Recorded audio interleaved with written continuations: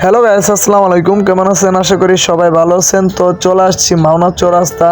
তো যারা মাওনা চৌরাস্তা চেনেন তো কমেন্ট করে জানিয়ে দিন। আজকে মনটা ভালো নেই, তার সাথে কি বলবো, আমার মোবাইলটা পড়ে যা ডিসপ্লে গেছে গা। তো এই জন্য মেকানিক্সের কাছে নিয়ে গেছিলাম, তো তারা বলল অনেক টাকা লাগবে, এই জন্য ঠিক করানো হলো না।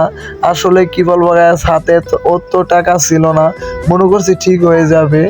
তো যাই হোক, এইদিকে দেখতে পাচ্ছেন অনেক ব্যবসায়ী আছে যারা সারাদিন এই যে বিক্রি করে দিন শেষে ঘুমায়, কিন্তু আমরা এই যে অট্টালিকার ভিতরে সারাদিন থাকি, কিন্তু কোনো আমাদের স্বাধীনতা নাই, কিন্তু আমরা পরের দিনে কাজ করি। তো সবাই যারা জানেনি, যারা পরের দিনে চাকরি করে তাদের কতই না কষ্ট করতে হয়।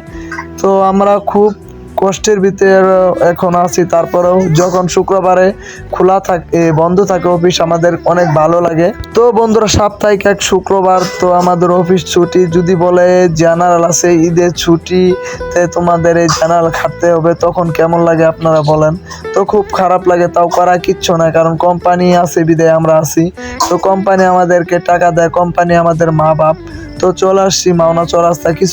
দিন আগে প্রচুর জ্বর হয়েছে, তো ভাবতেছি প্রতীকগুলো কতই না কষ্ট করছে এই জ্বরের ভিতরে। তো সবাই আমাদের ভিডিওটা ভালোভাবে নেবেন, তো সবাই আমাদের জন্য দোয়া করবেন যাতে নতুন আরেক